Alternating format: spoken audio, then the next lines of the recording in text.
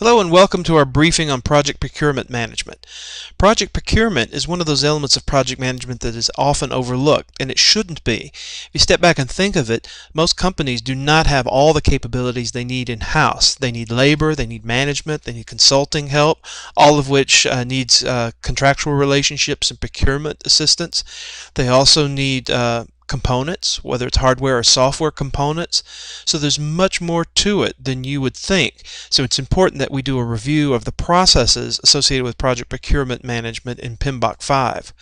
So what is the knowledge area involved? You have to understand exactly what needs to be purchased.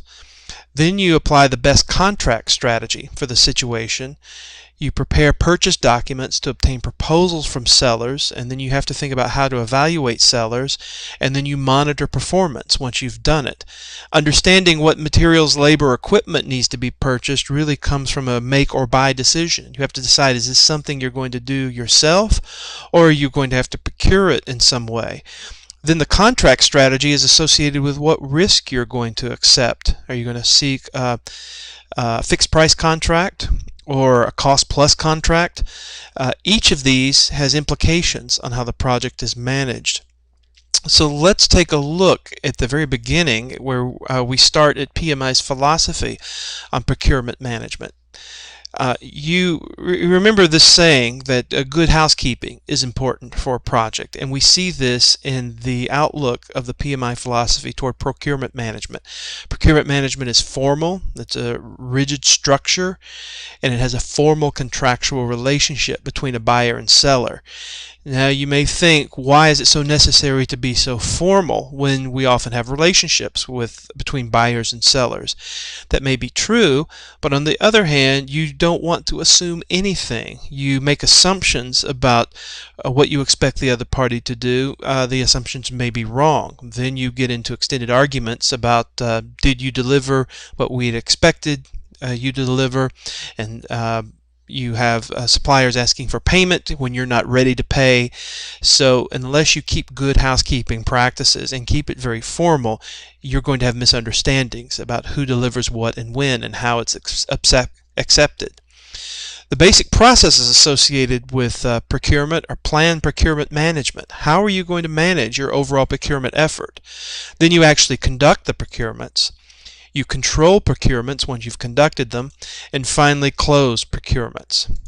Let's take a look at each, and you should know that this is part of the knowledge area of project procurement management. And you see planned procurements is under the planning process group, executing is conduct procurements, monitoring and controlling. Process group is where we find control procurements, and then finally closing. So key points for planning procurements management. We have to make sure we have a plan that we execute to. If you think in general in project management, the philosophy is plan first, then do. So plan how you're going to do it before you do it. It should always be well considered. This also informs you how you're going to make or buy decisions and what the criteria you're going to use.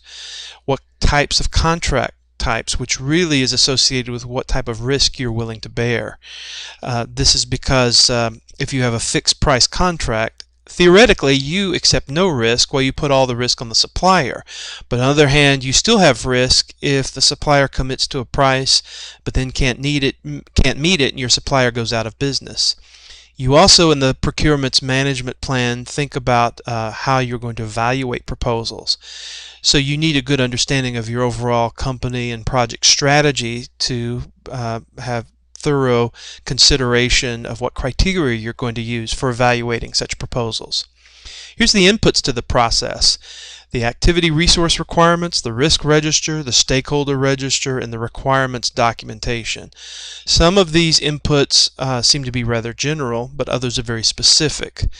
Activity resource requirements: what are you going to do and how are you going to perform the activities in your project. Risk register tells you about what risk you have and the ranking of those risks. The stakeholder register: these are inputs to many processes, but when it gets gets down to procurement, what's very specific is the requirements document, where you think of the needs of stakeholders and most specifically the needs of your client. Remember at this point that needs are not the same as wants, so you have to do a really good job of vetting what your clients are telling you before you can confirm that they are true requirements. The outputs to the process, you have your management plan, your procurement documents, make or buy decisions, the source selection criteria, and the procurement statement of work. So you see a lot comes out of the the plan procurements management. You can see the overall vision here expressed about how you're going to manage the overall procurement effort. Now we move to conduct procurements, where you take all outputs from plan procurements management and they become inputs to conduct procurements. Conduct procurements is exactly how it sounds. You select your vendors and clarify information, evaluate proposals. This third bullet point is important. Make sure potential sellers, none of them have an unfair advantage.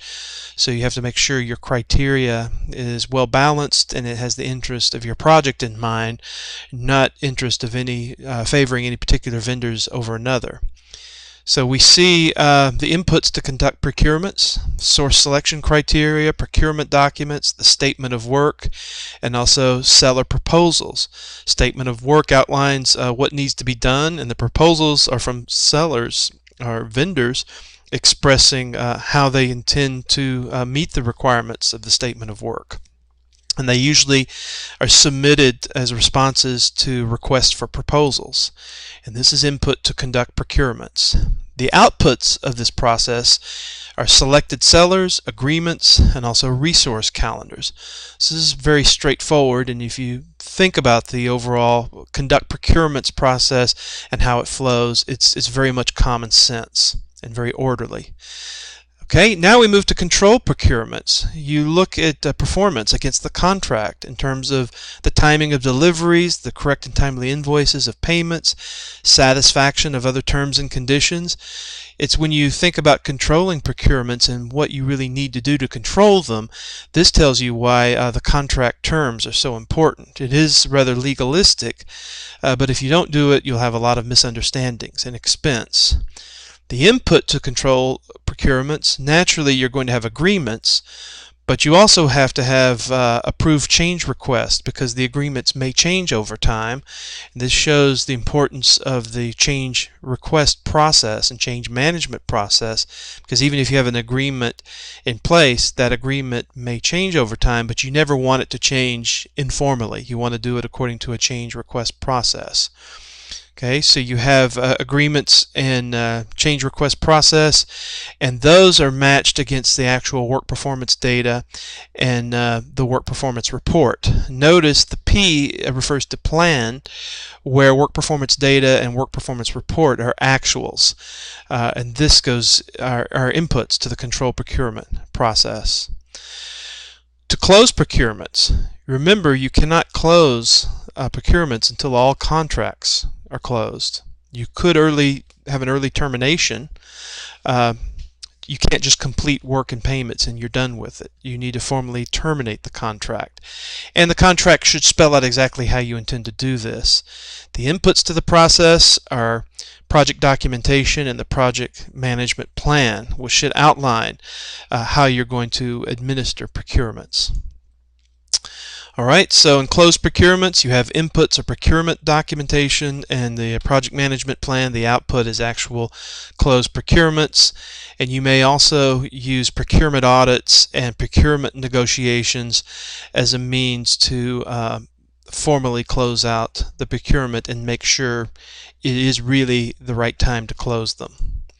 So that is the overview of the procurement processes within PMBOK 5. I hope this has been helpful, and I think you can see that it can be complex, but it can run very smoothly if you consider that you need good housekeeping, attention to detail, and you very much run it as a formal, structured process so there are never any misunderstandings along the way.